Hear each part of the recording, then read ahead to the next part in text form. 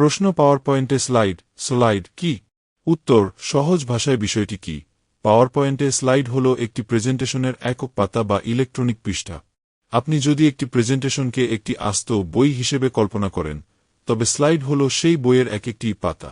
প্রতিটি স্লাইডে আপনি আপনার তথ্য, ছবি, ভিডিও বা চার্ট সুন্দর করে সাজিয়ে রাখতে পারেন। যখন আপনি প্রেজেন্টেশনটি বড় স্ক্রিনে দেখান, তখন একটি স্লাইড পর্দার সামনে ভেসে ওঠে এবং দর্শকদের আপনার কথা বুঝতে সাহায্য করে। সহজ কথায়, স্লাইড হল এমন একটি ডিজিটাল ক্যানভাস যেখানে আপনি আপনার আইডিয়াগুলোকে ছবির মতো ফুটিয়ে তোলেন। প্র্যাকটিক্যাল লাইফ ব্যবহারিক উদাহরণ: ধরুন, আপনি আপনার বন্ধুদের কাছে আপনার গত মাসের সাজেক ট্যুর সম্পর্কে গল্প করছেন। এখন আপনি শুধু মুখে না বলে আপনার স্মার্টফোনটি হাতে নিলেন। প্রথম স্লাইড বা ছবিতে আপনি সাজেকের কুয়াশাভেজা পাহাড় দেখালেন, পরের ছবিতে স্লাইডে আপনি কি খাবার খেয়েছেন তার একটি লিস্ট দেখালেন এবং শেষ ছবিতে আপনি একটি ভিডিও দেখালেন যেখানে সবাই মিলে মেঘের মাঝে ছবি তুলছেন। এই যে আপনি একটি ছবি বা পেজ বদলে আপনার ভ্রমণের গল্পটি বলছেন, এই প্রতিটি আলাদা আলাদা পেজ বা ছবি হল পাওয়ারপয়েন্টের একটি স্লাইড। বাস্তব জীবনে এভাবেই ধাপে ধাপে তথ্য দেখানোর জন্য স্লাইডগুলো ব্যবহার করা হয়, যাতে মানুষ কোনো কথা না শুনেও কেবল ছবি আর লেখা দেখে পুরো ঘটনাটি বুঝতে পারে। পাওয়ারপয়েন্ট স্লাইডের 10টি সহজ ও বিস্তারিত বৈশিষ্ট্য। পাওয়ারপয়েন্ট সফটওয়্যারে একটি স্লাইড কিভাবে কাজ করে এবং এর ভেতরে কি থাকে তা বিশ্লেষণ করে নিচে 10টি প্রধান বৈশিষ্ট্য বিস্তারিতভাবে আলোচনা করা হল। একক তথ্য প্রদর্শনী স্লাইডের প্রধান বৈশিষ্ট্য হল এটি প্রেজেন্টেশনের একটি ক্ষুদ্রতম অংশ বা ইউনিট। একটি প্রেজেন্টেশনে অনেকগুলো স্লাইড থাকতে পারে, কিন্তু প্রতিটি স্লাইড নিজে থেকেই সম্পূর্ণ। এটি নির্দিষ্ট কোনো একটি বিষয় বা ছোট তথ্যকে বড় করে সবার সামনে ফোকাস করতে সাহায্য করে। 2. মাল্টিমিডিয়া কন্টেইনার একটি স্লাইড কেবল লেখার জন্য নয়, এটি একটি বাক্সের মতো কাজ করে যার ভেতরে আপনি একসাথে টেক্সট, ছবি, অডিও, ভিডিও এবং গ্রাফ রাখতে পারেন। সব ধরনের মিডিয়াকে এক জায়গায় সুন্দর করে গুছিয়ে রাখার এই ক্ষমতা স্লাইডকে অনেক বেশি শক্তিশালী করে তোলে। 3.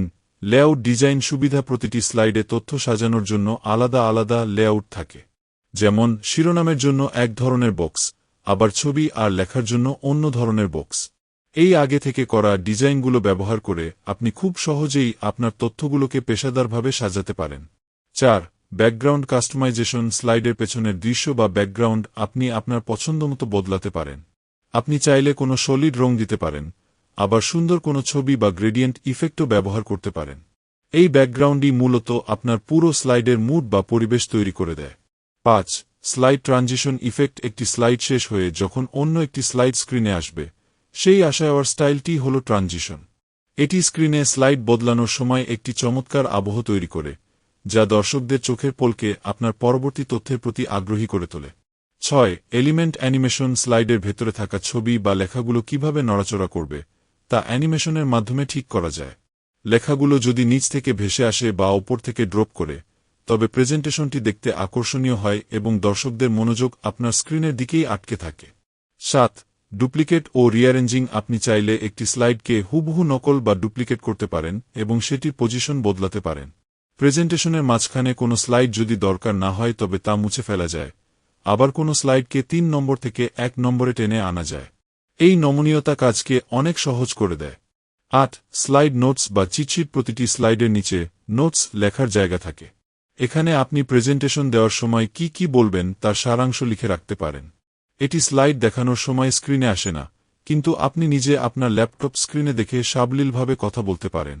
9. হাইপারলিঙ্ক ও নেভিগেশন স্লাইডের ভেতরে আপনি লিঙ্কের ব্যবস্থা করতে পারেন। কোনো একটি টেক্সটে ক্লিক করলে যেন সরাসরি অন্য কোনো ওয়েবসাইটে বা অন্য কোনো স্লাইডে চলে যাওয়া যায়, সেই সুবিধা এতে থাকে। এটি স্লাইডগুলোকে ইন্টারঅ্যাক্টিভ বা প্রাণবন্ত করে তোলে। 10.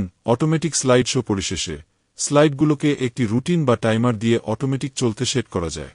আপনি যদি ঠিক করে দেন যে প্রতি 5 সেকেন্ড পর পর স্লাইড বদলাবে, তবে আপনাকে হাত দিয়ে ক্লিক করতে হবে না, প্রেজেন্টেশনটি নিজে থেকেই একটি সুন্দর ভিডিওর মতো চলতে থাকবে।